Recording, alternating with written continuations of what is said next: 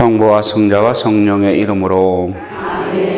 사랑하는 주님, 오늘도 당신 눈에 넣어도 아프지 않을 만큼 당신이 귀여워하시고 사랑하는 영혼들을 이 자리에 불러주시고 당신 말씀 잔치의 풍요로운 풀밭으로 인도해 주시니 감사드립니다.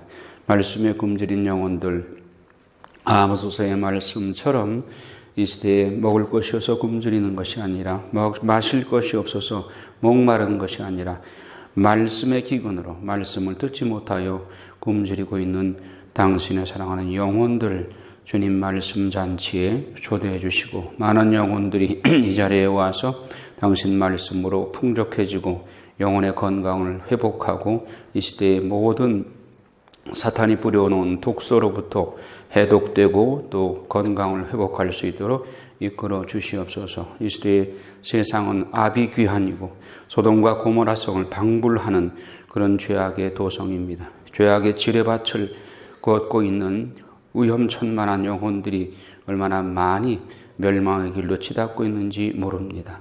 어제 뉴스에 이제 한국도 바야흐로 낙태죄를 삭제하는 그런 법안이 올라오고 있다고 합니다. 만국법이요.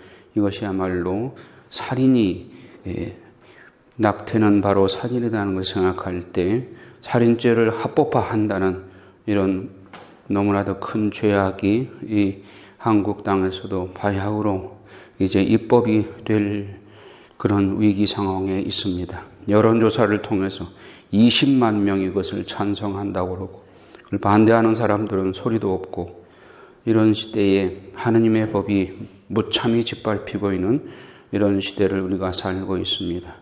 말씀의 기준과 진리의 표대가 없이 헤매고 있는 세상 사람들, 국민들의 이 우매함을 깨우쳐 주시고 말씀 안에서 참 진리를 회복하고 찾을 수 있도록 인도하여 주시옵소서.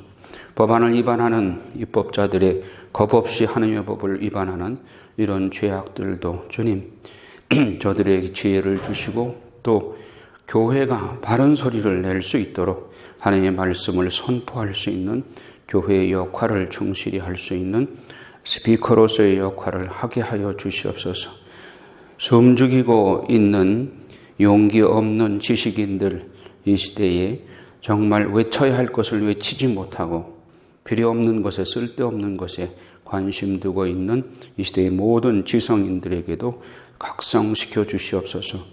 우리의 말씀 공부 시작하는 시간입니다. 마치는 시간까지 주 성령께서 주관하여 주시고 우리를 지켜주시고 또 성모 성심께서 당신 만도 아래 우리를 지켜주시어서 어둠의 세력이 침타지 못하도록 이 시간 온전히 주님께 맡겨드립니다. 모든 기도를 성모 성심을 통해서 우리 주 예수 그리스도의 이름으로 비나이다. 성부와 성자 성령의 이름으로. 하나님의 말씀을 모르면 무엇이 진리인지 모릅니다. 알 수가 없어요. 그렇기 때문에 낙태를 찬성하는 사람들이 겁없이 하는 말들 들어보면 너무너무 무지하고 정말 그들이 하는 말이 얼마나 큰 죄인지를 모르고 세상의 편리만을 위해서 그런 주장들을 해요. 우리가 절대로 거기에 휩쓸리지 말고 또 그들에게 교회가 침묵 지키는 것은 오류 앞에서 침묵 지키는 것은 동조하는 겁니다. 교회가 정말 외쳐야 할 것이 무엇인지를 깨닫고 교회 역할을 충실히 해야 될 것입니다. 오늘은 신명기로 들어갑니다.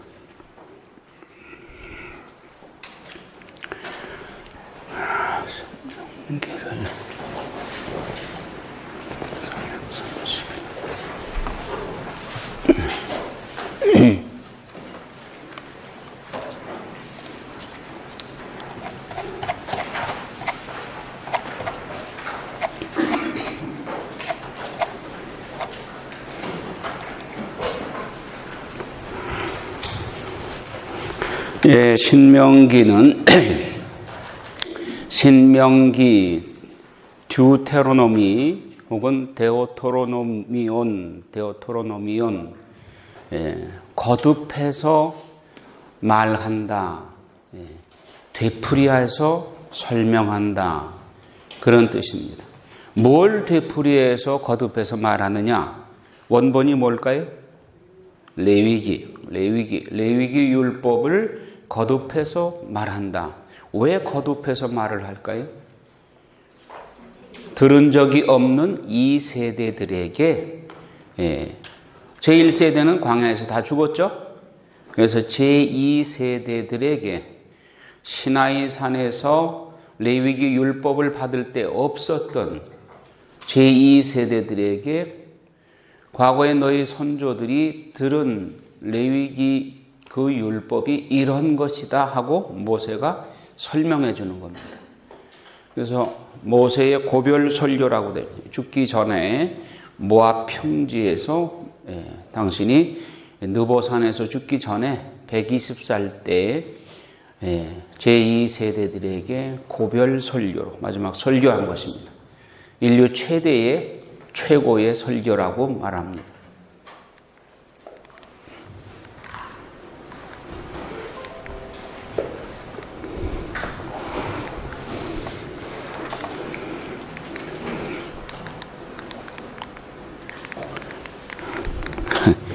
저 안 넘어가네.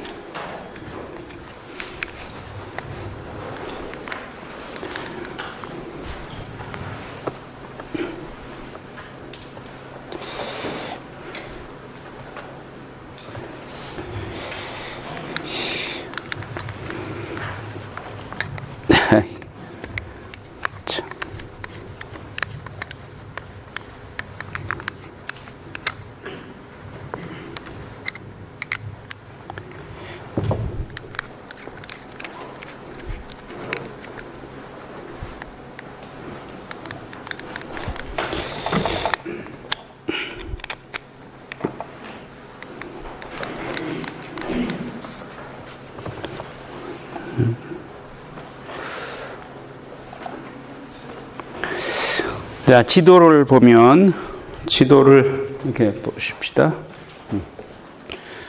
다시 복습합니다. 모세오경 출발이 여기 탈출기에서 이집트 고센 땅에서 200만에서 250만 이스라엘 백성들이 불어났을 때 파라오의 학정에 못 이겨서 하나님께 부르짖자 하나님께서는 모세라는 영도자를 세워서 여기서 출애굽을 시킵니다. 제1년 1월 14일 날 첫 번째 파스카를 행하고 홍해바다를 건너서 시나이 산까지 옵니다. 여기까지 오는 동안 2달 걸렸습니다. 제1년 3월 14일 날 시나이 산에 도착을 했죠.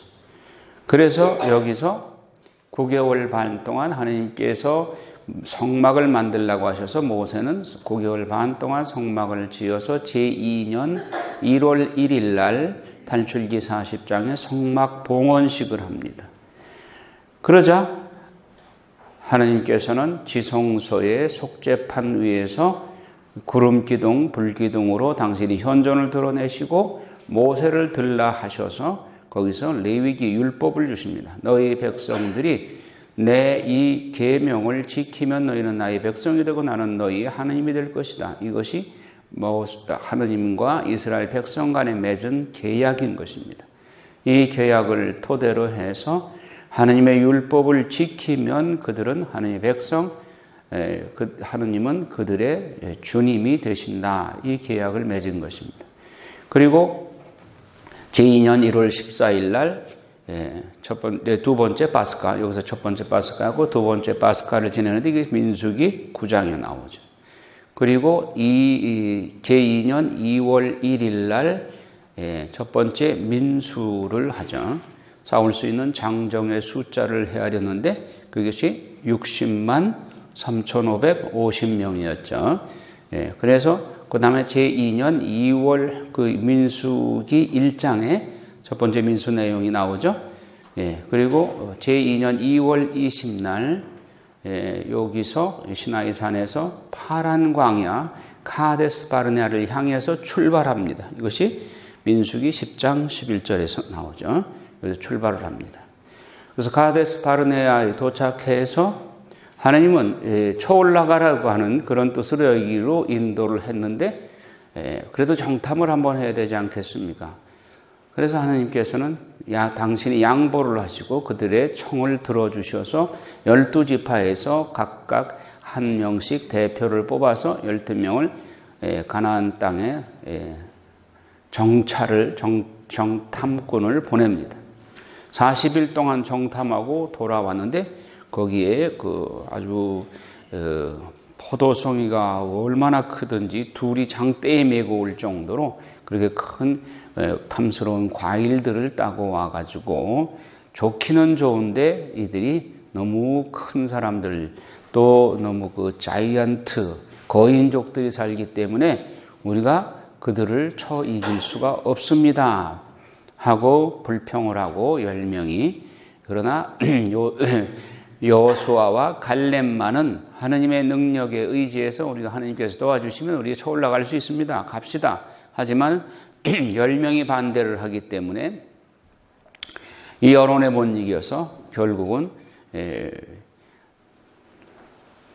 바로 쳐 올라가질 못하고 여기서 광야에서 38년 동안을 헤매게 됩니다. 그래서 하나님께서 진노하셔서 그 1세대 불평하고 또 각 지파의 대표들이 자기 지파에 가서 그렇게 불평을 늘어놓고 우리를 이 고생시켜서 여기까지 와서 죽게 하느냐 모세와 아론에게 불평하고 그 모세와 아론에게 불평한 것은 하나님께 불평하는 것이죠. 그래서 하나님께서 진노하셔서 너희들 원대로 해주마. 너희들이 여기 죽고 싶다고 그랬지? 그러면 여기서 38년 동안 해마다 다 죽을 것이다. 나는 너희 이 세대들을 데리고 가나안 북지로 들어가겠다. 그래서 이렇게 해서 돌아서 이렇게 에돔, 모압, 아모리족까지 이렇게 거슬러 올라가서 여기가 이제 갈릴리아 호수에서 사해까지 흐르는 여기가 요르단강입니다. 요르단강을 건너야 되는데 건너기 전에 여기 모압 평지에서 지금 모세가 120살이 됐어요. 하나님께서 모세에게 이제는 네가 할 일을 다 했다. 그러니 너희 후계자 여호수아에게 인수인계하고 너는 가나안 복지에 들어가지 못한다. 그러나 바라는 보아라. 그래서 느보산 꼭대기에서 가나안 복지를 바라보고 그리고 거기서 여호수아에게 안수해 주고 인수인계한 다음에 거기에 묻히게 됩니다. 여기서 모압 평지에서 제2세대들에게 설명해 준 설교한 내용이 바로 신명기다. 따라서 신명기의 중심 내용은 뭐하고 같아요? 레위기 내용이다. 레위기의 내용은 법조문으로 굉장히 딱딱한 표현으로 되어 있는데 모세가 제2세대들에게 레위기를 설명해 준 그 내용은 훨씬 부드러운 말로 표현되어 있습니다. 여러분들이 옛날 얘기해 줄 때 딱딱하게 얘기해주면 애들이 안 듣죠. 그러니까 부드러운 말로 재미있게 이야기식으로 쉽게 설명을 해주죠. 그래서 레위기 읽기가 너무 힘들면 신명기를 같이 읽어요. 그럼 신명기 훨씬 부드러운 표현으로 되어 있습니다. 그리고 레위기의 중요 핵심 내용들을 요약해서 신명기에서 설명하고 있습니다. 자, 신명기의 구조가 어떻게 되냐? 1차, 2차, 3차 설교로 세 번에 걸친 설교 내용으로 되어 있습니다. 1차 설교는 1장부터 4장까지인데 그것은 광야를 건너오면서 이스라엘 백성들을 인도하면서 모세가 겪었던 하느님 체험담, 경험담을 설명하는 것입니다. 광야 생활을 회고한 내용입니다.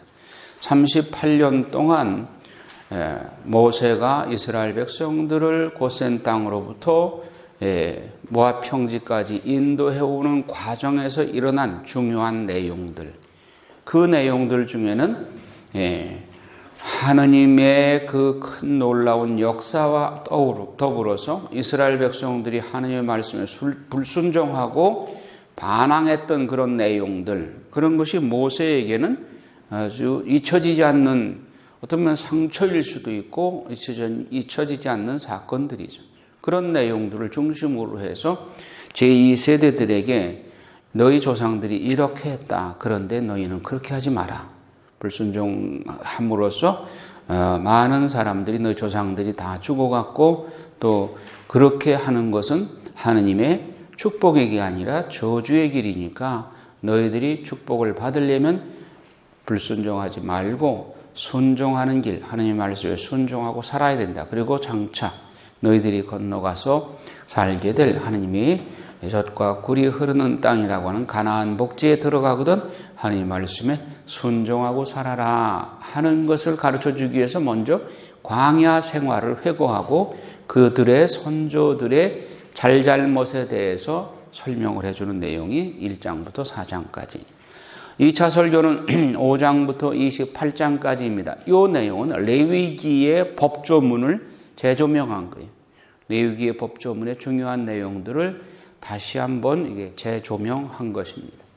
3차 설교는 29장에서 34장인데 마지막으로 이제 당부하는 말씀이에요. 그리고 언약의 말씀, 하느님 언약의 말씀, 그리고 당신의 후계자인 여호수아에게 바톤 터치하는 안수해주는 그런 내용입니다. 이렇게 세 파트로 나누어져 있어요. 그런데 여기에 원신명기라고 하는 것이 요 두 번째 2차 설교 안에 원신명기 내용이 나와요. 그 원신명기는 뭐냐? 나중에 조금 뒤에 설명을 해드릴게요. 자, 신명기 사관이다. 여러분 신명기 사관, 역대기 사관 들어보셨죠? 사관, 역사적 관점입니다.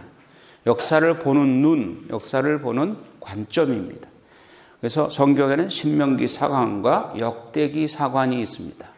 신명기 사관은 모세오경이 신명기 사관에 의해서 쓰여졌다고 할 수 있어요.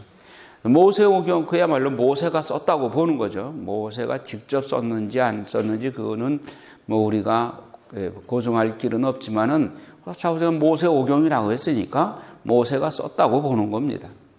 그러면 모세오경은 당연히 모세가 쓴 신명기 사관에 의해서 쓰여진 것이죠.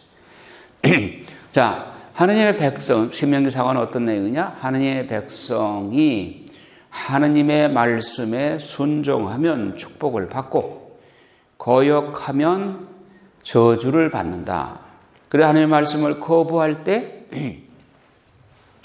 하나님께서 매를 드시고 백성을 고쳐주시는 바른 길로 인도하시는 하느님의 사랑의 매를 때리신다.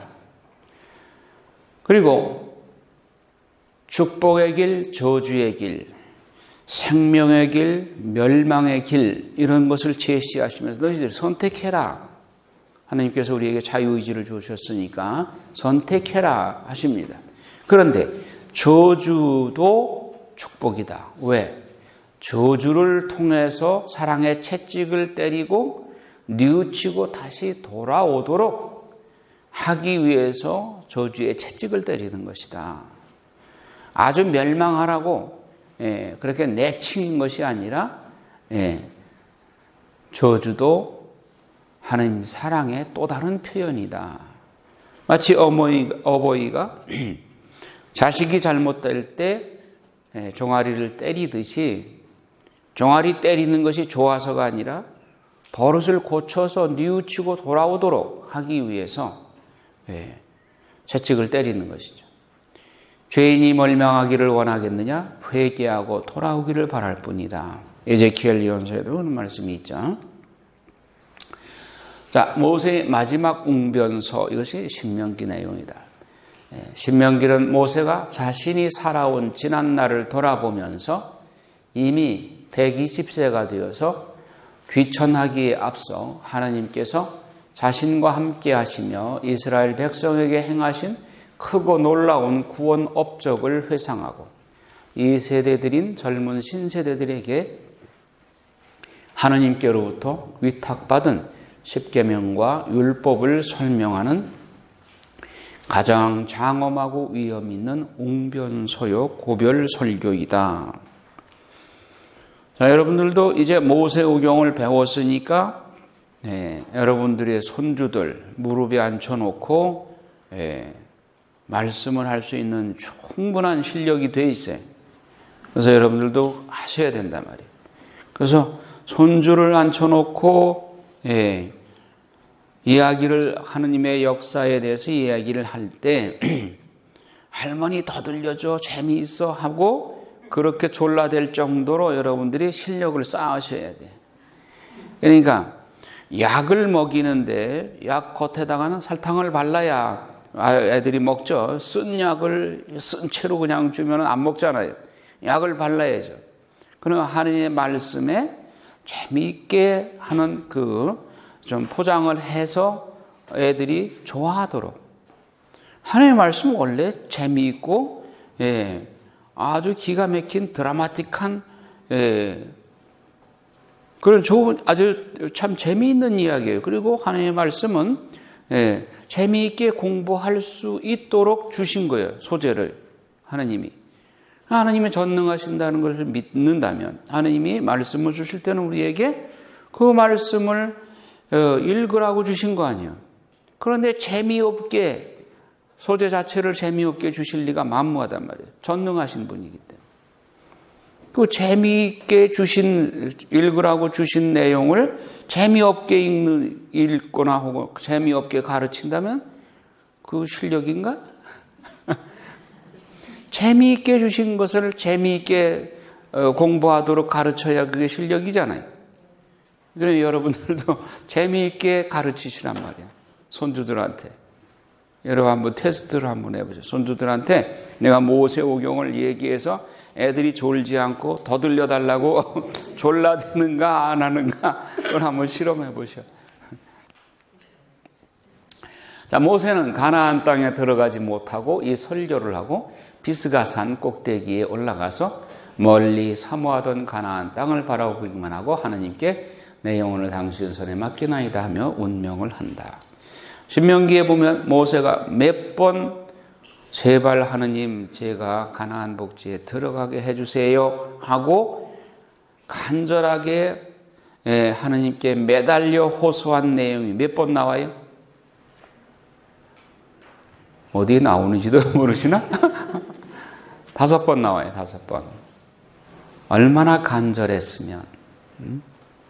간절하다는 말이 무슨 말이에요? 간이 저리도록. 아니, 여러분이 모세라면 안 그러겠어요? 40년 동안 이 백성을 고생해가지고 온갖 수모를 다 당하고 상처를 받은 거 이루 말할 수 없죠? 뭐 껄핏하면 막 반항하고 물 내놔라, 뭐 고기 좀 먹자 하면서 모세한테 대들고 그럴 때 얼마나 마음이 아팠겠어. 오죽하면 모세가 이 백성을 내가 낳기라도 했습니까? 왜 나에게 이런 짐을, 이 무거운 힘든 짐을 주십니까? 하나님께 그렇게 호소하기도 했죠. 그렇게 이끌어온 이스라엘 백성들을 막상 젖과 꿀이 흐르는 가나안 땅을 목전에 두고 40년 동안 오매불망 기도려온 그 땅을 못 건너가게 된다고 하니 모세의 마음 여러분들 모세가 아니니까 여러분들이 그렇게 마음이 간절하지가 않아. 좀 간절을 해보세요. 모세가 얼마나 마음이 간절했겠어요. 좀 그렇게 꿈에도 그리던 가나안 땅을 바라보기만 하고 들어갈 수가 없으니 그래서 하나님께 간절하게 호소를 5번이나 합니다. 그러니까 성경의 주인공이 좀 돼서 같이 여러분들이 그 영화 볼 때만 그냥 가슴이 졸이고 성경 읽을 때는 가슴이 졸이지 않으면 안 되지.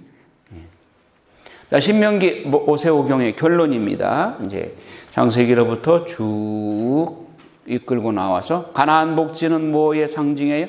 천국의 상징이에요.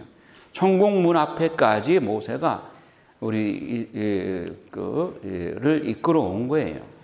모세오경은 이스라엘 백성만의 역사가 아니라 나의 역사의 나 영적 성장 발전 관계예요. 그래서 내가 가나안 복지 즉 천국에 들어가기까지의 과정, 나의 영적 역사가 영적 성장 발전 과정이 바로 모세오경이다. 누구나 다 이 과정을 겪는 거예요. 이집트는 뭐예요? 죄악 세상, 내가 하나님을 몰랐던 세상의 삶이 이집트의 생활인 거예요. 거긴 비록 물질적으로 풍요롭지만 그러나 그것은 하나님의 은총의 생활이 아니에요. 세상 물질의 세상이에요. 그러나 하나님은 구태여 거기서 우리를 끄집어내서 젖과 꿀이 흐르는 가나안 땅이라고 하지만 여러분 예루살렘 성지순례 가가지고 이스라엘 성지순례 가서 첫 번째 느끼는 게 뭐예요? 아니 이런 땅을 한국 땅보다도 척박한 이 땅을 젖과 꿀이 흐르는 땅이라고 하나님 왜 말씀하셨을까? 영적으로 알아들어야 됩니다. 왜 그 땅을 젖과 꿀이 흐르는 은혜의 땅이라고 그랬어요? 하나님만 바라보고 살 수 있기 때문에 하나님만 바라보고 살 수 있는 환경이기 때문에 은총의 땅인 거예요. 건기 우기가 뚜렷하다고 그랬죠? 우기, 이른 비 늦은 비가 뚜렷하게 와요. 이른 비가 올 때 하나님의 그 비의 은총이 그건 생명과도 같아요. 이른 비 늦은 비는 이른 비가 와야 씨를 뿌려서 그 씨가 싹이 터요. 늦은 비가 와야 결실을 맺어. 오로지 전적으로 하나님께만 매달리고 하나님의 은총에 열매를 따먹고 사는 생활이기 때문에 하나님께만 매달릴 수밖에 없는 그 땅이 그러니까 은총의 땅이라는 거예요. 이집트는 풍요로워 모든 것이 나일강 유역에 퇴적된 그 고센 땅은 아주 비옥한 땅이에요. 그리고 그들이 섬기는 신도 하나님이 아니라 풍요와 다산의 신, 풍년 만들어주는 신, 바알 우상이란 말이에요. 그 땅에서 끄집어내서 하나님만 바라보고 하나님께만 경배하고 워십하는 그 땅이 축복의 땅이라는 것이죠. 모세오경의 결론이 신명기입니다. 신명기는 오경의 결론이요 모세의 유언적인 설교 내용으로서 레위기라는 율법을 2세대가 알아듣기 쉽게 설명한 책이다. 그렇기 때문에 레위기 내용과 중복되는 부분이 많다. 마치 누에가 뽕잎을 먹고 명주씨를 뽑아내듯이 모세가 40년 동안 이스라엘 백성의 영도자로서 출애굽의 과정에서 경험한 하나님을 이야기식으로 풀어놓은 것이다.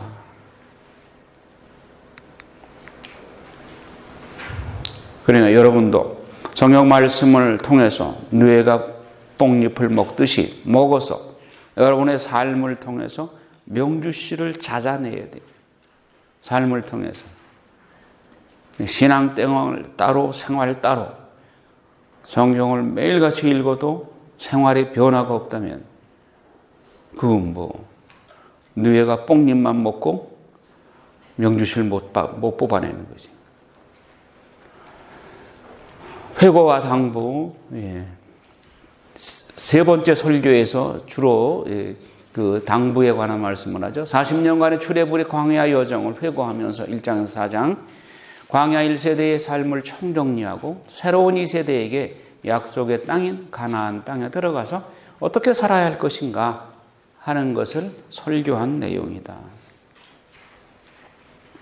신명기 사관 아까도 말씀을 드렸습니다만 이스라엘 백성이 유일한 신이신 하나님의 말씀을 순종하면 축복을 받는 것이고 거역하면 저주를 그래서 거부할 때는 매를 들어서라도 당신 백성을 고쳐주려고 하는 하나님의 사랑을 그려놓은 것이 신명기 사관이다. 이스라엘 백성이 하나님과의 역사는 범죄하고 그러면 하나님께서 매를 때려 징벌을 내려 그러면 괴로우니까 하나님이 잘못했습니다 하고 회개하면 하나님께서도 구원해 주시고 구원을 받아서 좀 풍요로운 듯 하면 또 범죄에 빠져. 범죄하면 또다시 징벌을 내려. 징벌을 하니까 괴로우니까 또 잘못했습니다 하고 다시는 안 그러겠습니다. 회개. 그러다 하나님께서 또 구원을 내리셔.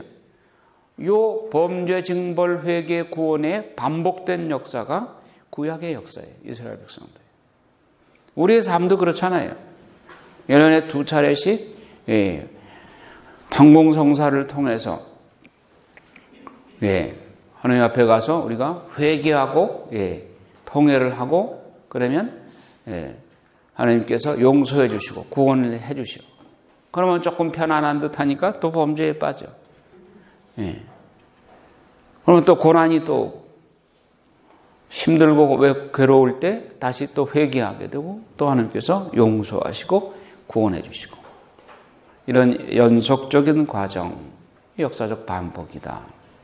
이스라엘이 위기를 당할 때 이스라엘의 회개를 촉구하고 하나님의 구원에 희망을 두는 그런 내용들이 이제 소개됩니다. 이스라엘의 역사의 굴곡 속에서 애환을 함께 하시는 하나님의 사랑을 주제로 하고 있다.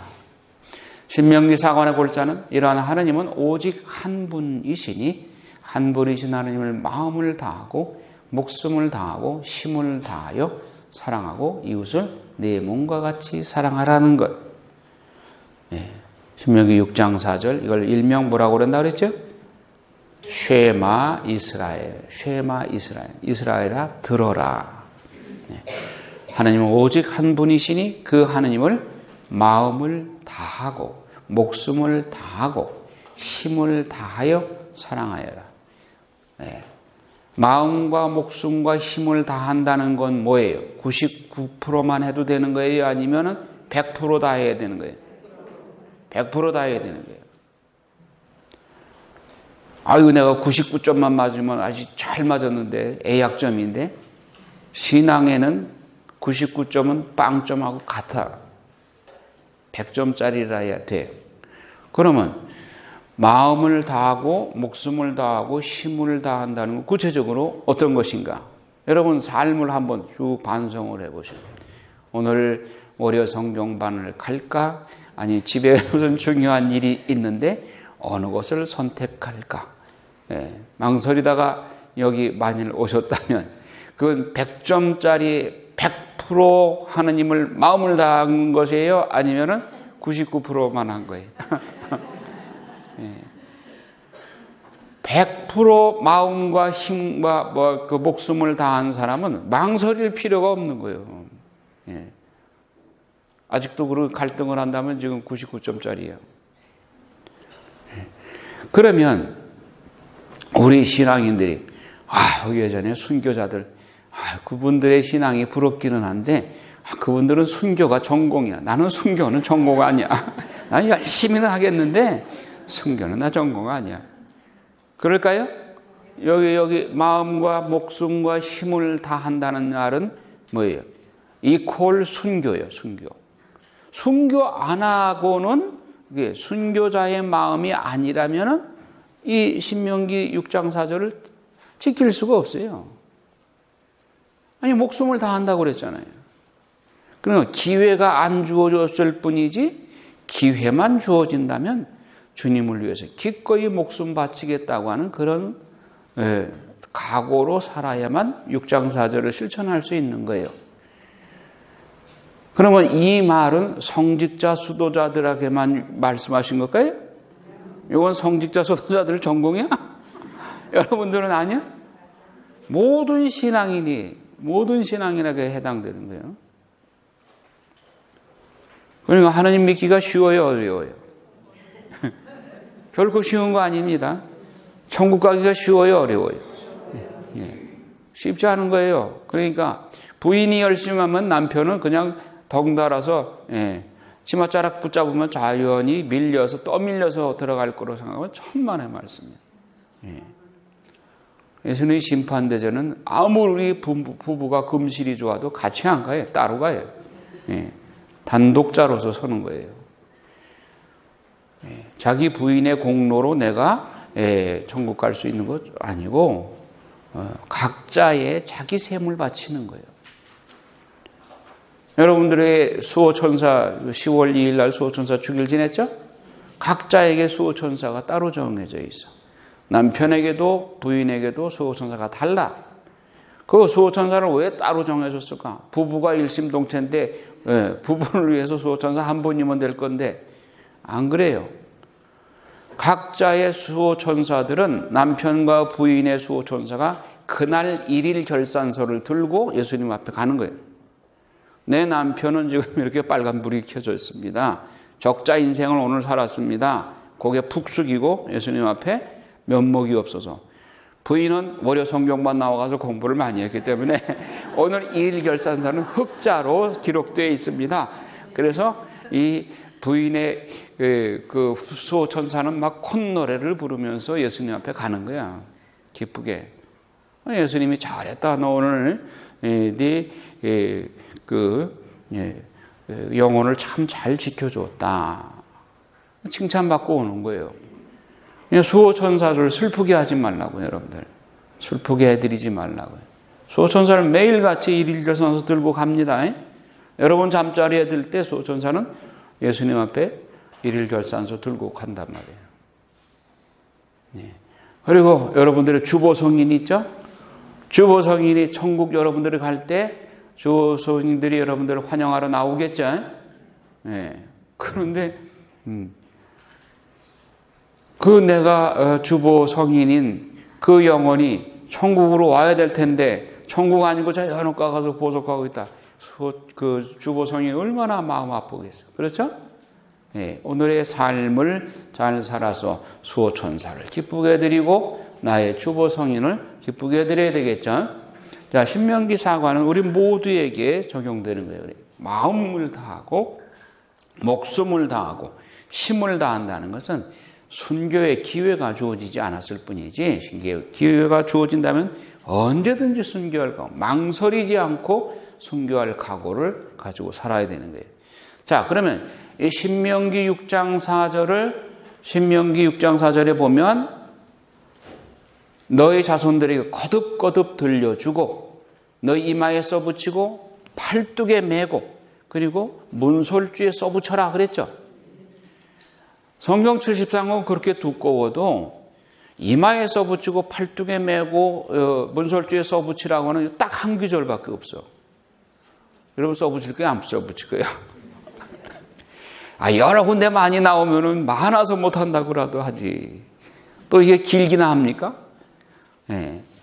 딱 하나님께서 써붙이라고 하는 요 한 구절밖에 없는데 그것도 안 써붙여. 이스라엘 백성들은 철저하게 이거 하고 있죠. 이마에 써붙이는 걸 뭐라고 그런다 했어요? 테필린. 예. 그리고 메추자. 예. 문솔주에 붙이는 거를 메추자. 예. 이마에 팔뚝에 써붙이는 것을 테필린. 예. 여러분들 그 성지순례 우리하고 같이 갔던 분들, 이스라엘 사람들이 호텔 주인인 사람들은 호텔 방마다 다 붙여놨잖아요. 그 문 이렇게 보면은 문솔주 옆에다가 이렇게 길게 붙여놓은 거 있죠. 예, 그게 뭔지 모르고 오신 분도 있어. 뭘 이렇게 붙여놨나? 예, 거기에 바로 그 속에 보면 히브리 말로 요 6장 4절을 써놓은 거예요. 성경 말씀 그대로 사는 거예요, 사람들은. 그러니까 그만큼 중요하니까 그게 써붙이라고 그런 거예요. 그러면 사실상 10계명도 요 한 구절만 지키면 다 필요가 없는 거예요. 요 한 구절 안에 10계명이 다 들어있어. 아니, 하나님을 위해서 마음을 다하고 목숨을 다하고 힘을 다한다는데 뭐 다른 게 뭐가 필요했어요? 10계명 1계명이 뭐예요? 하나님을 만유 위에 공경하라 아니에요. 그거 딱 부합되는 거 아니에요. 마음과 목숨과 힘을 다하는 1계명 지키는 거 아니에요. 2계명 뭐예요? 하나님 이름을 헛되이 부르지 말라. 아니, 마음과 목숨과 힘을 다해서 하나님을 사랑하는 사람이 헛되이 부르겠어요? 하나님의 이름을? 주의를 거룩하게 줘요. 아니, 목숨까지 바칠 사람이 주의를 빠지겠어요? 그 4계명. 예. 부모에게 효도하라. 천주교는 효도하는 교회입니다. 부모에게 효도하면 수천 대에 이르는 축복을 받는다고 그랬어요. 효도 안 하겠어요? 6장 4절을 지키는 사람이 5장 그럼 살인하지 말라고 되어 있는데 사실은 you shall not kill.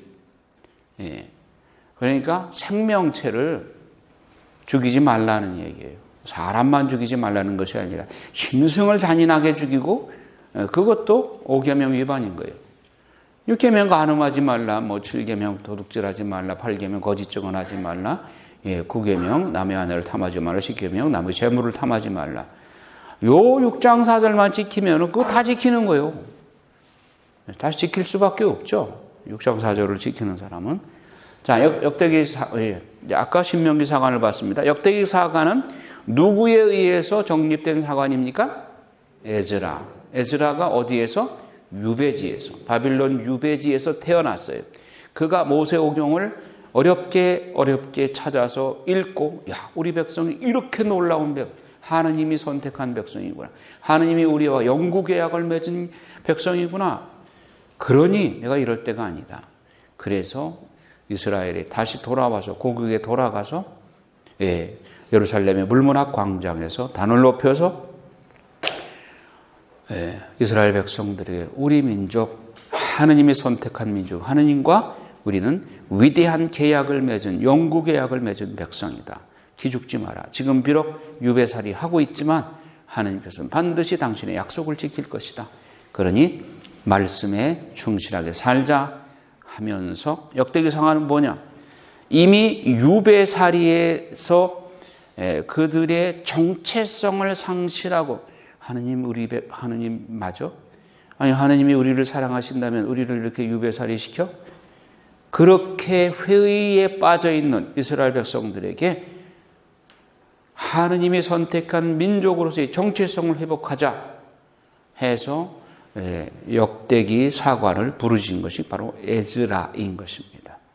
우리가 일제의 식민지 사관이, 그때 우리 민족은 할 수 없어, 일본이 그저 도와줘야만 우리는 살 수 있어, 이런 식민지 사관에 젖어 있던 사람들에게 대해서 민족 사관을 불러 일으킨 신채호 선생이나 이런 분들이 민족 사관, 민족주의적인 사관을 불러 일으켰죠.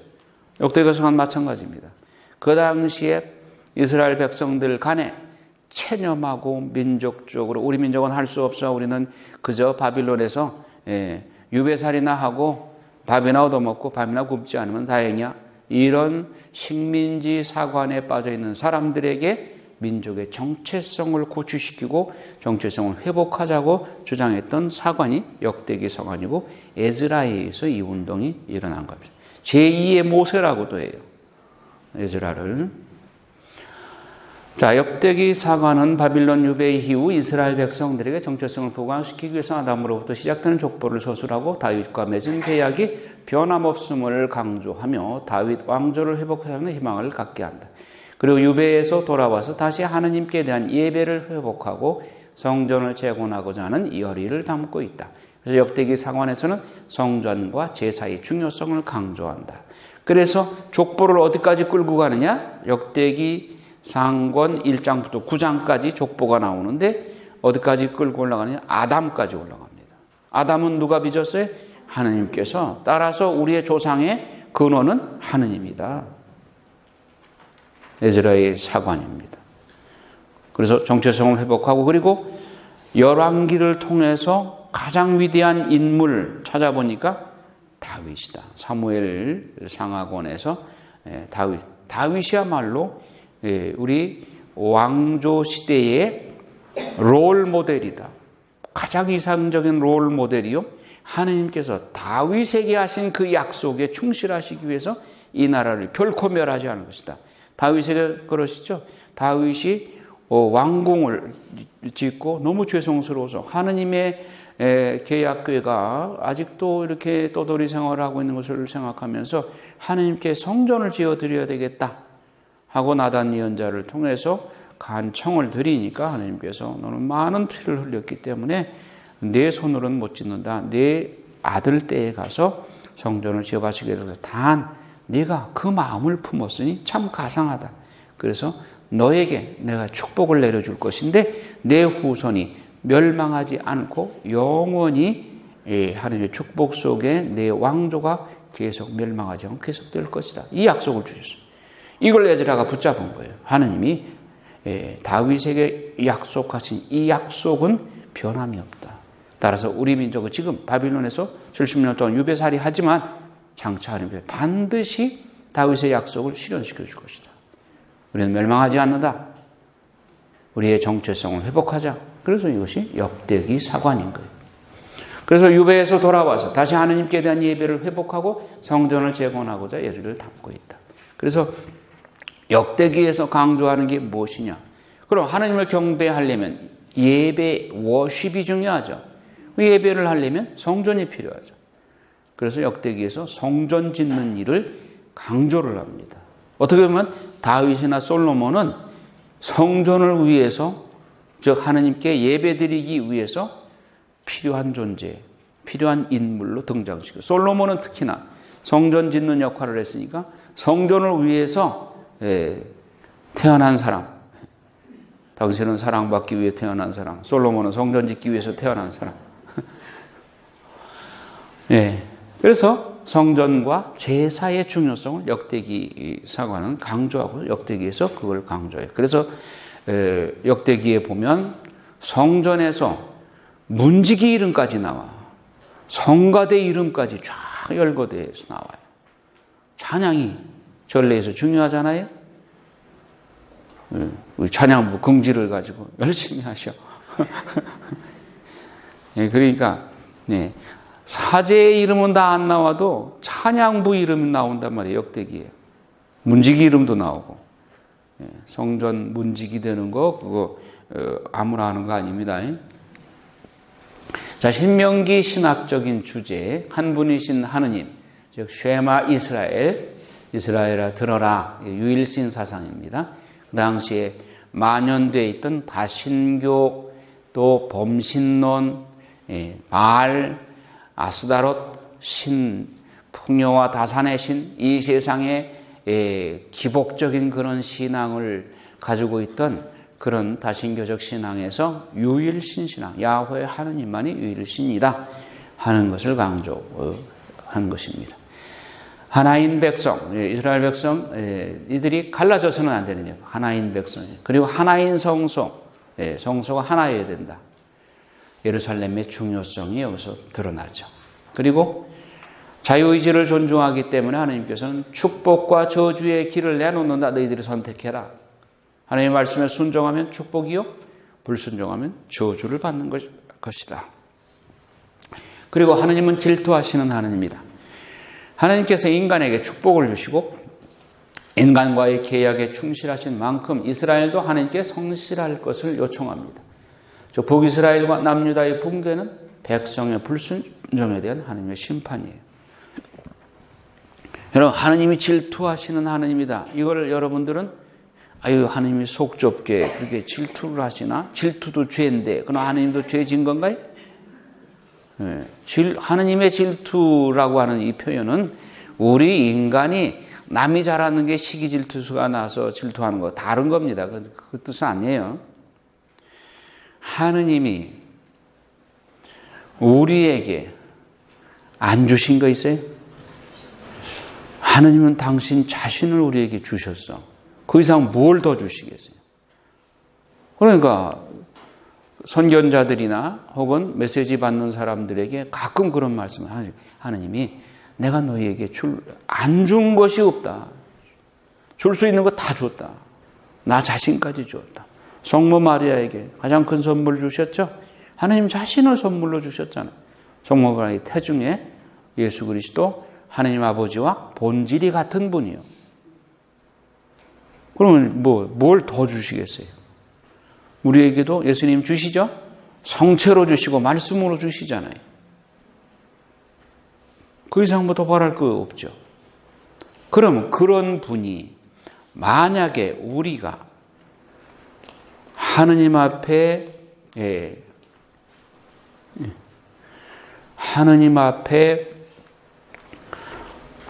하느님만을 섬기지 않고 하느님 이외의 다른 신을 섬긴다면 하느님이 가만히 계시겠어요? 나는 너에게 줄 것을 다 주었는데 너희가 나 이외의 다른 신을 섬겨? 여러분의 자녀가 여러분에게 엄마 아빠에게 뭘 청했는데 없어서 못 주셨어. 아니면 그걸 주면 얘가 타락할 거, 삐뚤어 나갈 것 같아서 안 주셨어. 그러니까 화가 나니까 심통이 나니까 옆집에 아줌마한테 가서 오늘부터 당신이 나의 엄마요. 하고는 여러분 가만히 계시겠어? 여러분들은 자비로우셔서 그냥 그래도 괜찮아 이러실 겁니까? 그러니까 하느님을 아버지라고 섬기고 아버지가 아들에게 온갖 정속을 다 쏟고 당신이 주실 것을 모두 다 주시고 상속까지 다 해주셨는데 이 엉뚱하게 다른 신한테 가가지고 당신이 오늘부터 나의 하느님입니다. 한다면 하느님께서 하느님은 자비로우시고 사랑이 많으시니까 그래 그래도 좋다. 이럴 뿐이 아니란 말이에요. 이럴 수가 없죠. 이러면은 그분의 사랑은 진짜 사랑이 아니지. 사랑은 두 사람을 동시에 사랑할 수 있어요? 없어요. 부부는 배타적인 사랑의 권리와 의무가 있는 겁니다. 저는 혼인 미사 때 그런 이야기를 하죠.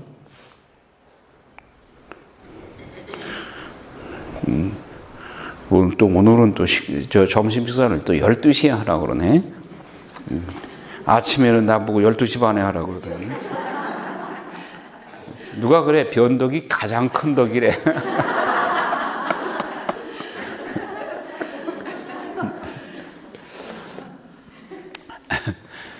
자, 그래서 하느님의 질투는 이 인간이 시기 질투심하고 다른 거예요. 하느님은 우리에게 줄 것을 몽땅 다 주셨기 때문에 마치 남편이 부인이 부부간의 사랑은 배타적인 사랑인 거예요.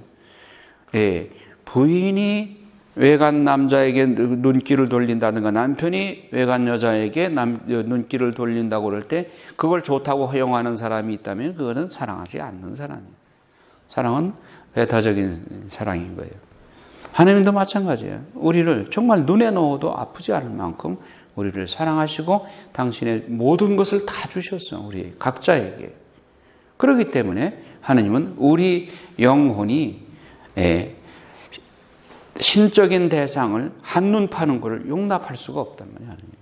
당신 외아들까지 내어주셨잖아요. 자, 신명기 내용을 요약하면 신명기는 죽음을 눈앞에 둔 모세가 일종의 유언처럼 전달한 세 가지 설교 내용입니다. 아까 세 파트로 나눠서 봤죠. 마치 누에가 뽕잎을 먹고 명주씨를 뽑아내듯 모세는 자신이 40년 동안 하느님의 인도하심에 따라서 이스라엘 백성들을 이끌어오면서 체험한 하느님의 놀라운 은혜와 업적을 자신의 묵상과 언어로 하느님의 놀라운 섭리의 실타래를 뽑아냅니다. 즉 모세는 이집트 탈출 이후 40년간의 여정을 돌아보면서 한 세대 이집트 탈출 1세대의 삶을 총정리하고 광야에서 40년 동안 도는 동안에 총정리하고 광야에서 태어난 2세대들에게 이제 곧 들어가 살게 될 가나안 복지 살게 될 약속의 땅에서 취해야 할 태도에 대해서 간곡하게 부탁한다. 한마디로 하나님 말씀에 순종하라는 거죠. 자, 쉐마 이스라엘 6장 4절에서 9절. 자, 요 귀절을 여러분들이 써서 집에 문설주에도 붙이고, 경대 앞에도 붙이고, 이마에 붙이고 다니면 사람들이 전철관에서 막 쳐다볼 테니까 좀 그렇고. 써가지고 호주머니에 넣고 다닐 수도 되고.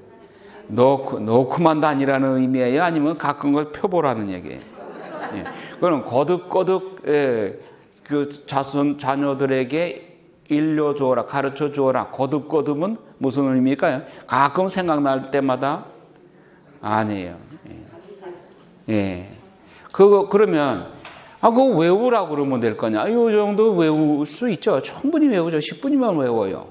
그거 외우면은 된다고 하지 않으시고 써붙이고 거듭거듭 들려주라는 말은 뭐예요? 여러분 외우고 있는 거 의식적으로 다시 환기시키지 않으면은 뭐 열흘이고 일주일이고 여러분 사도신경 일주일에 한 번씩 주일 미사 때 하죠. 그래 평소에 안 한다면 그 외우기는 외우지만 안 잊어버리지만 그 매일같이 기도하는 거 아니죠. 그러면 써붙이고 들고 다니고 이마에 써붙이고 팔뚝에 메고 다니고 한 얘기는 남들 보이기 위해서예요? 아니 팔뚝 이렇게 할 때도 이거 보게 되고 밥 한 술 뜰 때도 이렇게 하다 보면 보게 되고 이마에는 거울 볼 때 보게 되고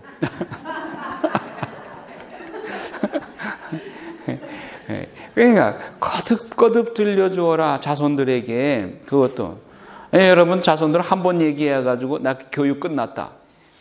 한 번 말해가 듣습니까? 안 들어요. 여러분 아침에 애들 깨우기 힘들듯이 매일같이 그렇게 일 깨워주지 않으면 애들이 안 들어요. 그러니까 가장 잘 보이는 곳에 써붙이라는 얘기예요. 그런데 가장 명당 자리에 여러분 거실 명당 자리에 뭐가 놓여 있어요? 바보 상자가 놓여 있어. 예. 그러면 TV 화면에다가 이걸 써붙여.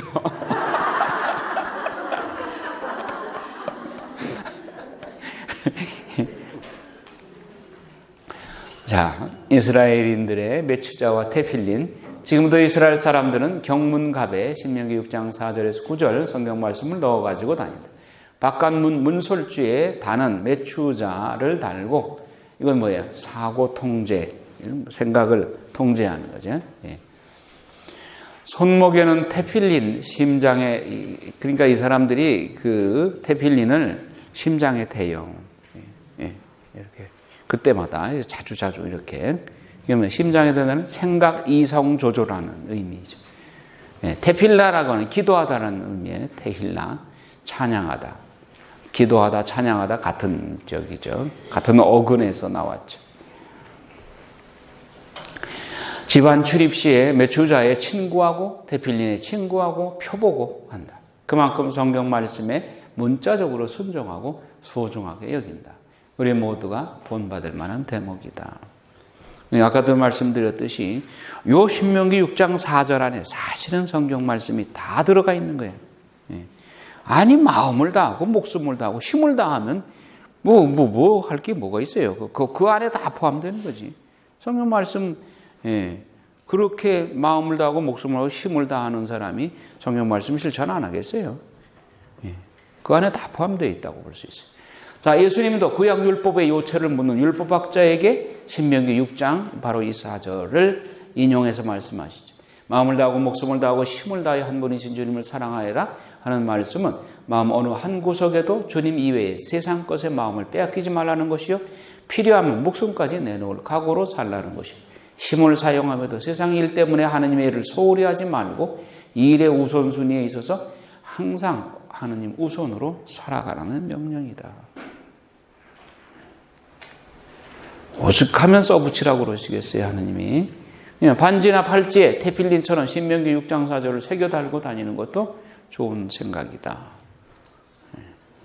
한번 생각해 보셔. 그러니까 반지나 팔찌에도 신명기 6장 4절라고만 새겨 놔도 이미 다 외우니까 여러분들이. 자, 신명기 내용, 과거 회상. 이스라엘 백성의 출애굽의 40년 여정을 회고했다. 그래서 세대의 삶을 총정리, 1세대의 삶을 총정리하고 광야에서 태어난 2세대가 약속의 땅에서 어떻게 살아야 될 것인가를 가르친 내용이다. 그래서 1장에는 가나안 정찰과 백성의 불평, 주님의 진노, 모세에게 있어서 잊을 수 없는 사건이죠.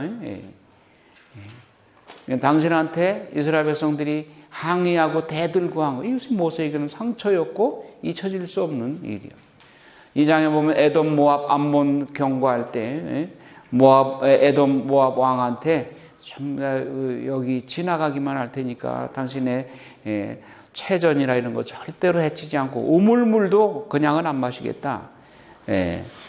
그렇게 했음에도 불구하고 거절당하죠. 그러니까 빙빙 돌죠. 암몬을 경고할 때 헤스본 임금 시온을 쳐부수고 하는 그런 과정들, 하나님의 은총으로 그들이 무기를 가지고 싸웠어요. 하나님께서 다 싸워주신 것이지.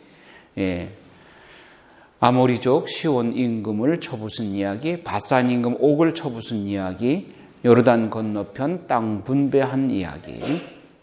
루벤, 가드, 므낫세 반쪽 지파에게 요르단 동쪽, 그러니까 요 에돔, 모압, 암몬 그 지역을 하나님의 도움으로 처이기게 되니까 그 땅을 우선 요 세 지파에게 분배한 이야기, 이런 것을 2세대들한테 들려주는 것이죠. 자, 모세의 첫 번째 설교 1장에서 4장 역사적 회고와 권유. 이것을 그러면 성경 내용을 보도록 하겠습니다.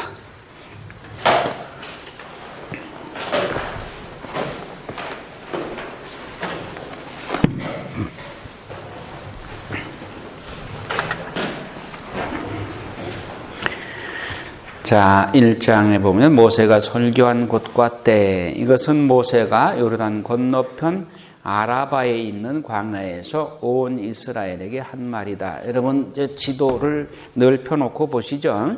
말하지 않더라도 여러분들은 지도하고 친해지셔야 돼요. 이스라엘 지도가 면적으로 볼 때 경상남북도 합친 정도밖에 안 돼요. 그러니까 경상남북도의 작은 도시까지도 여러분들은 다 외울 수 있어요. 외우죠. 경상도 출신으로 다 외울 거예요. 어디에 어디쯤 뭐 함안이 있고 뭐 어디 부산 어디 뭐 양산 통도사 뭐 이런 거 다 아시잖아요. 그러면 이스라엘 지도를 마음 먹고 관심을 가지고 보게 되면 성경에 나오는 도시 이름, 지명 이름은 어지간하면 다 외울 수 있어요. 관심이 문제예요, 관심이. 자, 그래서 요르단 건너편, 동편 말하는 겁니다. 아라바에 있는 요르단 강이 어디서 어디로 흘러간다고 그랬어요? 갈릴리 호수에서 사해까지. 지도에 보면 아주 수직이에요, 수직. 수직을 아주 곧바로 그어져 있어요. 그러니까 그것을 요르단강을 기준으로 해서 오른쪽이 동편, 왼쪽이 서편이에요. 그리고 거기가 깊은 계곡이에요. 내가 보여줄게요.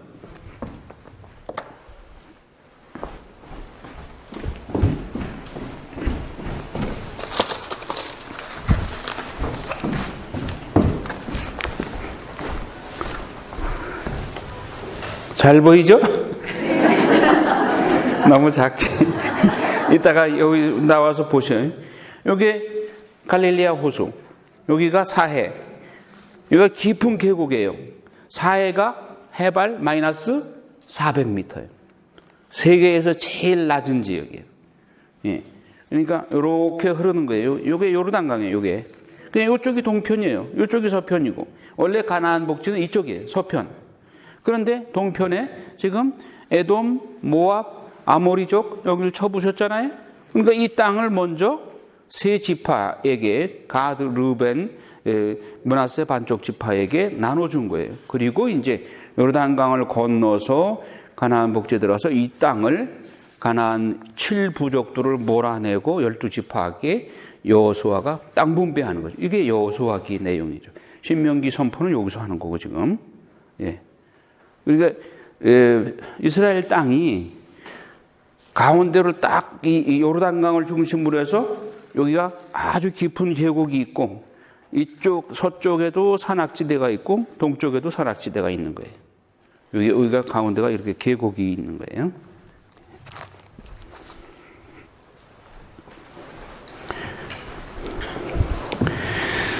자, 그래서 요르단 건너편 아라바에 있는 광야에서 온 이스라엘에게 한 말이다. 모세는 요르단 건너편 모압 땅에서 이 율법을 설명하기 시작하였다. 그래서 6절에 보면 6절 호렙을 떠나라는 명령을 받다. 6절 읽어요. 주 우리 하나님께서 내게 이르셨다. 너희는 이 산에서 오랫동안 머물렀다. 이제 발길을 돌려 떠나라. 아모리족의 산악지방 그리고 그 부근의 모든 지역 곧 아라바 산악지방 평원지대 네겝 해안지대로 가거라. 가나안족의 땅 그리고 레바논과 큰 강 유프라테스 강까지 가거라. 보아라, 내가 너희 앞에 저 땅을 내놓았다. 가서 조상 아브라함과 이삭과 야곱과 그 후손들에게 주겠다고 약속한 땅을 차지하여라. 예. 그러니까 이미 선조 아브라함, 이삭, 야곱에게 약속하신 그 땅을 이제 주시겠다 하는 겁니다. 이제 모세가 우두머리들을 세우다. 그때 내가 너희에게 말하였다. 나 혼자서는 너희를 떠맡을 수 없다. 주 너희 하느님께서 너희를 불어나게 하셔서 너희가 오늘 하늘의 별처럼 많아진 것이다. 주 너희 조상들의 하느님께서 너희에게 이르신 대로 너희를 천배나 더 많게 하시고 너희에게 복을 내리시기를 빈다. 그렇지만 나 혼자서 어떻게 너희의 무거운 짐과 너희 송사를 다 떠맡을 수 있겠느냐? 너희는 지파별로 지혜롭고 슬기로우며 지식을 갖춘 사람들을 뽑아라. 그러면 내가 그들을 너희의 우두머리로 세우겠다.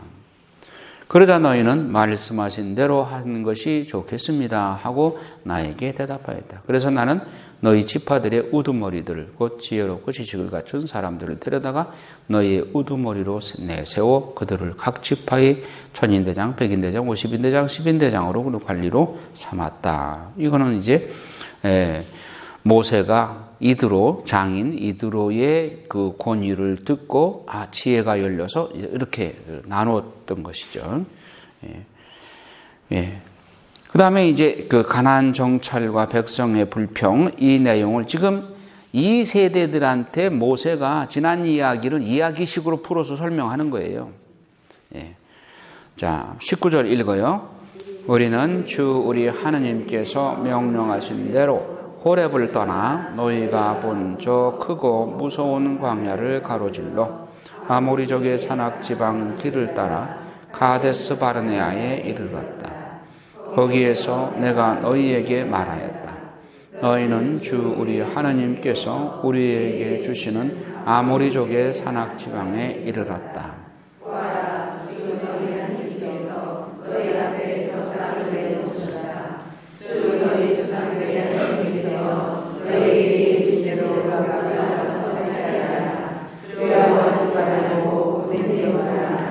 그러나 너희는 모두 나에게 가까이 와서 말하였다.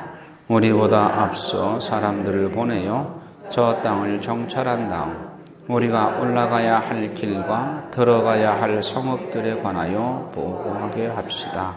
나는 그 말이 좋게 들려서 각 지파에서 한 사람씩 12사람을 보았다. 그들은 발길을 돌려 산악지방으로 올라가서 에스골 골짜기까지 가며 그 땅을 정탐하였다. 그들은 그 땅에서 난 열매를 따가지고 우리에게 내려와서 하나님께서 우리에게 주시는 저 땅은 좋습니다 하고 보고하였다.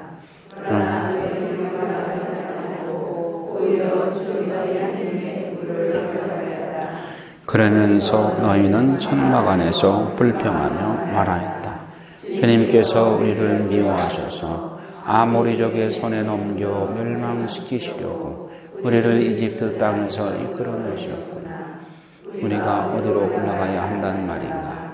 우리의 형제들이 그곳 백성은 우리보다 우람하고 키도 크다.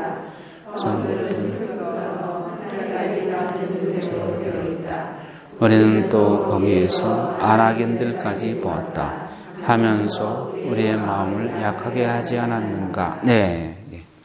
자, 여기서 우리가 민수기에서 보았는데 요 신명기에서 또 그 민수기의 그 관점과 또 다른 면모를 볼 수가 있죠. 즉 모세가 그 이스라엘 12지파 사람들이 그래도 정찰 한번 하고 가는 게 좋지 않겠습니까? 했을 때 민수기에는 그런 얘기가 안 나오는데 모세가 나는 그 말이 좋게 들려서 각 지파에서 한 사람씩 12사람을 뽑아서 올려보냈죠. 그러면 모세가 이게 자기가 진술하는 거니까 그 말이 신빙성이 있죠. 그러니까 결국은 하느님께서 좋다고 허락하셨다기보다 모세가 적극적으로 허락을 한 거예요. 먼저 정탐하고 와라. 그 말이 좋게 들려서 그렇게 허락을 했다. 이게 하느님 입장에서 보시면 어떨까요? 하느님은 뭐 별로 말씀이 없으신데 우리가 생각하기에 원래 하느님 뜻은 바로 쳐올라가는 것을 하느님이 원하셔서 바로 카데스 바르네아까지 턱 밑까지 이스라엘 백성들을 이끌고 가라고 했던 것이죠. 그런데 그래도 정탐 한번 해야 되지 않습니까? 그런데 그 말이 좋게 들려서 정탐군을 보내도록 적극적으로 허락한 사람은 누구예요? 모세야, 모세. 이 하느님 뜻에는 모세의 이런 결단이 하느님께 그래도 여쭤보고 해야 되는 것이 아닌가. 여쭤봤는지 안 여쭤봤는지는 모르지만 이 말만 봐서는 그 말이 좋게 들렸다 해서 허락을 한 것은 모세. 따라서 모세가 가나안 복지에 들어가지 못한 요소 중에 하나가 바로 이것이라고 설명하는 학자도 있어요. 모세가 이렇게 고백했으니까 이 말이 맞겠죠. 예, 그러니까 여호수아도 나중에 실수를 하죠. 아이성을 공격할 때 아이성, 그때 하느님한테 먼저 여쭤보지를 않았죠. 그리고 그 여부족인가요? 그 족속이 와서 거짓말로 우리는 먼 데서 왔다고 우리를 구해달라고 했을 때 그 말이 여호수아가 듣기에 솔깃하게 들으면 아유 참 불쌍하다. 그래 하고 들어줬어요. 그때도 하나님께 먼저 물어봤어야지. 기도로 물어봤어야 하죠. 그 실수로 인해서 그 족속을 이스라엘이 계속 떠안고 가게 되죠. 한 번 약속을 한 것이니까. 그러니까 지도자는 항상 하나님께 먼저 물어야 돼. 그 생각이 좋게 보여서 내가 결정하면 큰일 나. 이건 하나님을 무시하는 것이죠. 자, 사람이 완전할 수 없죠. 모세 같은 위대한 인물도 이런 작은 실수를 하는 거죠. 자, 그래서 12지파의 대표들이 올라갔다가 와가지고는 불평을 하니까, 자, 그러면 우리가 역사를 가정을 하는 것은 어리석은 일이라고 하는데, 만약에 모세가 자, 우리 한번 정탐하고 올라가야 되지 않겠습니까? 그래서 그래 그러면 좋다. 그러면 12지파 뽑아가지고 올라갔다가 와라. 이렇게 안 하고 하나님의 명령대로 무슨 소리냐? 바로 올라가. 하나님께서 여기까지 우리를 이끌어 오신 것은 바로 올라가라는 뜻이야. 그리고 내가 기도해 볼게 하고 기도했다면 하나님께서 정탐하고 가라고 했을까요? 바로 올라가라고 했겠죠. 그러면 모세가 바로 올라가자라고 명령을 내렸다면 뭐 불평하는 사람도 있을 수 있겠지만 정탐꾼들이 갔다가 오고 와서 불평이 나왔죠. 왜? 거기 거인족들이 사니까. 그런데 바로 올라가라고 그랬으면 거인족이 사는지 어쩐지도 모르죠. 하나님께서 함께 하시니까 우리 올라갑시다 하고 밀어붙였더라면 이런 불평이 안 나올 수도 있겠죠. 물론 역사는 가정에서는 안 되겠지만 모세가 그 말이 좋게 들려서 요 유혹이 결국은 1세대가 다 죽는 결과가 되지 않았나. 이건 어디까지나 그냥 제 묵상일 뿐이에요. 자, 그래서 갔다 와서 정탐꾼들이 불평을 하고 막 이렇게 하니까 주님께서 진노하시어 이스라엘을 벌하신다. 이 내용은 이제 우리가 다 아는 내용입니다. 그래서 주님께 34절 주님께서는 너희가 하는 소리를 듣고 진노하시어 이렇게 맹세하셨다. 이 악한 세대, 이 사람들 가운데에서는 아무도 내가 너희 조상들에게 주기로 맹세한 좋은 땅을 보지 못할 것이다. 그러나 여푼네 아들 갈렙만은 그 땅을 볼 것이다. 자, 보세요. 그는 주님을 충실히 따랐으므로 나는 그가 밟은 땅을 그와 그의 아들들에게 주겠다. 그가 밟고 온 땅을 다 주시겠다. 하나님이 이렇게 멋진 분이에요. 하나님이 그렇게 쨍쨍쨍하고 쫀쫀한 분 아니요.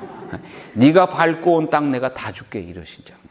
하나님께 대한 신뢰만 드리고 우리가 하나님께 충성만 한다면 하나님 째째한 분 아니야. 결국은 갈렙이 차지한 땅이 헤브론 땅 전부예요. 그리고 그것이 나중에 유다 지파의 상속분이 된 거예요. 갈렙의 상속분이 유다 지파의 상속분이에요. 그렇게 된다고.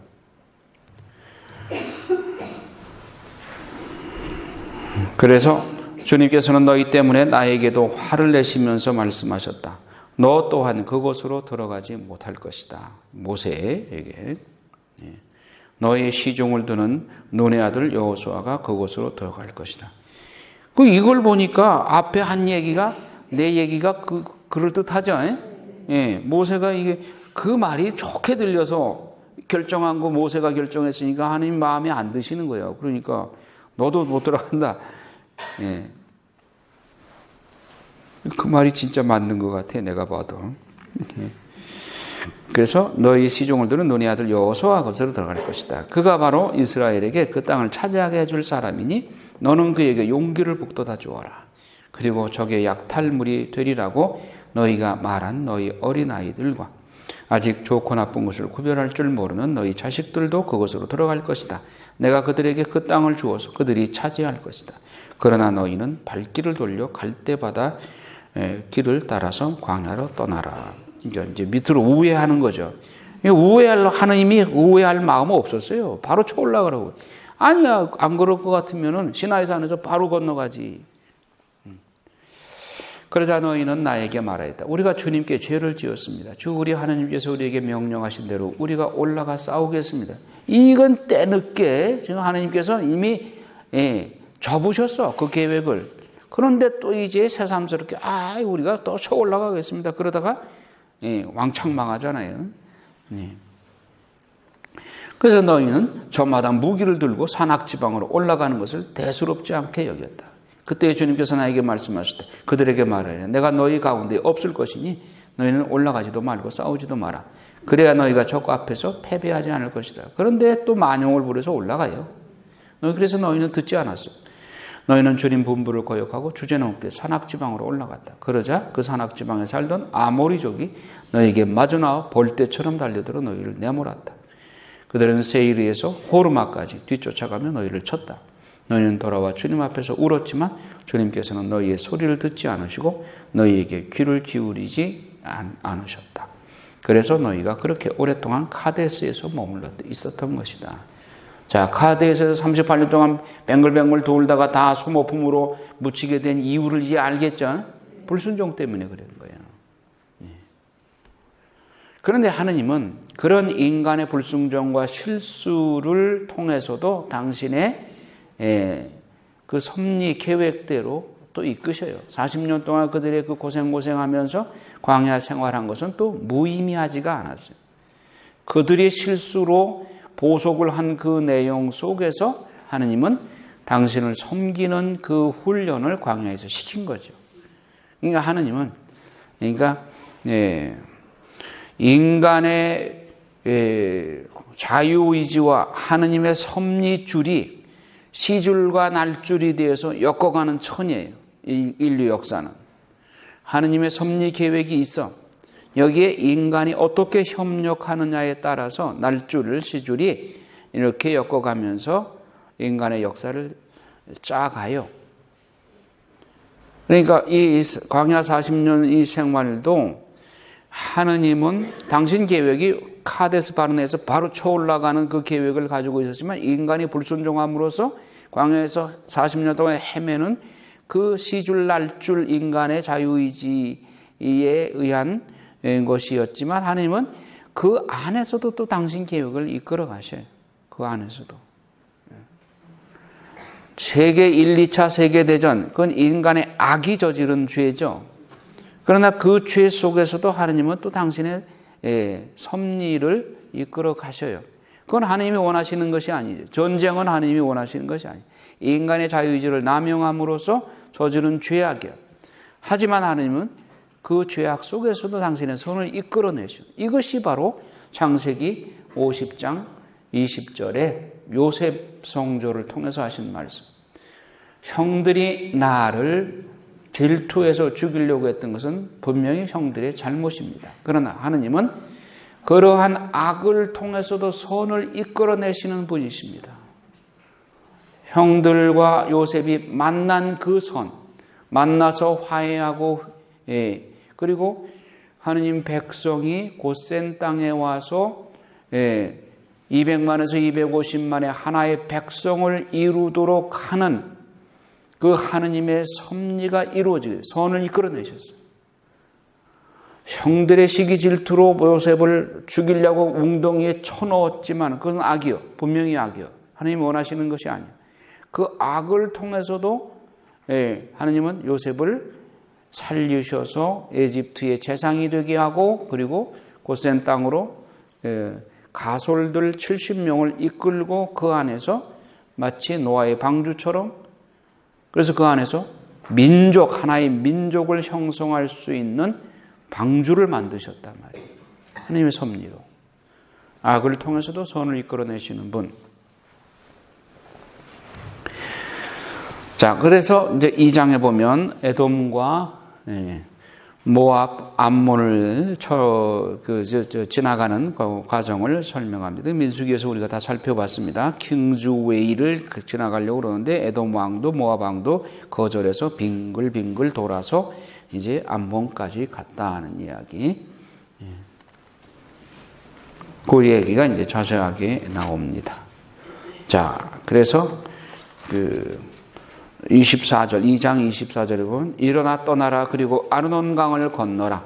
보아라, 내가 헤스본 임금 아모리인 시혼과 그의 땅을 너희 손에 넘겨주리니 그 땅을 차지해 나가라. 그에게 싸움을 걸어라. 오늘 내가 온 하늘 아래에 있는 민족들에게 너희에 대한 공포와 두려움을 불어넣기 시작하겠다. 그들이 너희에 대한 소문을 듣게 되면 너희 때문에 떨면서 몸서리 칠 것이다. 자, 공포심을 불어넣어서 아모리족 그리고 밑에 모압족, 에돔족이 막 사시나무 떨도록 떨듯이 그렇게 떨게 두려움을 넣어줌으로써 그들을 하느님께서 사로잡고 이스라엘 백성들이 그들을 점령하고 차지하도록 해주시겠다는 거죠. 전쟁은 누가 하는 거예요? 하느님이 하시는 거지. 자, 그래서 헤스본 임금 시온을 쳐부수다. 그 이야기도 민수기에서 우리가 다 봤습니다. 그 다음에 3장에 바산 임금 옥을 쳐부순 이야기. 바산 임금 이 이름이 옥이야, 옥. 요르단 건너편 땅을 분배하다. 그렇게 해서 다 점령을 했어요. 그러니까 요르단 건너편 땅을 분배하는데 그때 우리는 이 땅을 차지하였다. 나는 아르논 강에 있는 아로에르에서 시작하여 길앗 산악 지방의 절반과 그 성읍들을 루벤인들과 가드인들에게 주었다. 그리고 길앗의 나머지 지역과 옥의 왕국인 바산 전역을 므낫세 반쪽 지파에게 줬다. 므낫세 반쪽 지파는 무슨 얘기예요? 므낫세 지파 중에 반쪽한테 너희들이 여기 점령해라. 반쪽은 서쪽으로 가서 가나안 땅에 또 저쪽을 차지해요. 그냥 므낫세 족만 동서에 나누어져 있는 거예요. 앞으로 여호수아기에 보면 므낫세 지파가 서쪽에도 차지하는 걸 볼 수 있습니다. 아르고브의 전 지역, 곧 바산의 전 지역은 라파인들의 땅이라고 불렸다. 므낫세의 아들 야르는 그수르인들과 마카인들의 경계에 이르기까지 아르곱 지역을 모두 빼앗았다. 이렇게 해서 이제 동쪽 지방에 차지한 땅을 세 지파에게 나누어 준 이야기가 나옵니다. 21절에 그때 나는 여호수아에게 명령하였다. 너는 주 너희 하느님께서 이 두 임금에게 하신 모든 것을 똑똑히 보았다. 주님께서는 내가 들어가는 모든 나라에도 그렇게 하실 것이다. 너는 그들을 두려워하지 마라. 주 너희 하느님은 바로 너희를 위하여 싸워주시는 분이시다. 모세는 직접 못 들어가기 때문에 여호수아에게 내가 땅을 여기 분배하듯이 너 서쪽에 들어가면은 그렇게 내 대신 분배를 하여라. 이 시범을 보여준 거예요. 모델 케이스로. 그래서 이제 모세가 요르단을 건너지 못하게 됩니다. 자, 그거 한번 읽어볼까요? 23절. 그때에 내가 주님께 이렇게 간구하였다. 주 하나님, 주님께서는 이제 당신 종에게 당신의 위대함과 당신의 뛰어난 능력을 보여주시기 시작하셨습니다. 하늘이나 땅에 있는 어떤 신이 당신의 업적과 위협과 같은 일을 할 수 있겠습니까? 부디 저를 건너가게 해주시어 제가 요르단 건너편에 있는 저 좋은 땅, 저 아름다운 산악지방과 레바논을 보게 하여 주십시오. 그러나 주님께서는 너희 때문에 나에게 진노하시어 내 말을 들어주지 않으셨다. 주님께서 나에게 말씀하셨다. 그만 됐다. 더 이상 이 일로 나에게 말하지 마라. 피스가 꼭대기에 올라가서 서쪽과 북쪽과 남쪽과 동쪽으로 눈을 들어 내 눈으로 똑똑히 보아라. 너는 이 요르단을 건너지 못할 것이다. 너는 여호수아에게 책임을 맡겨라. 그에게 힘과 용기를 북돋아 주어라. 그는 이 백성 앞에 서서 건너갈 사람이며 이 백성에게 네가 보는 땅을 상속재산으로 나누어 줄 사람이다. 그래서 우리는 벳푸어름 맞은쪽 골짜기에 머물렀다. 예, 이렇게 모세가 처음 이제 하나님께 제발 좀 건너가게 해달라고 청을 했지만은 하나님께서 그만됐다. 더 이상 이 일로 나에게 말하지 마라. 하나님께서 그렇게 말씀하십니다. 예, 하나님 벌써 방침이 서셨어요. 하나님께는 예스 노가 분명하셔. 예, 예. 자, 여기까지 하고 식사하러 내려갑시다. 일어나셔서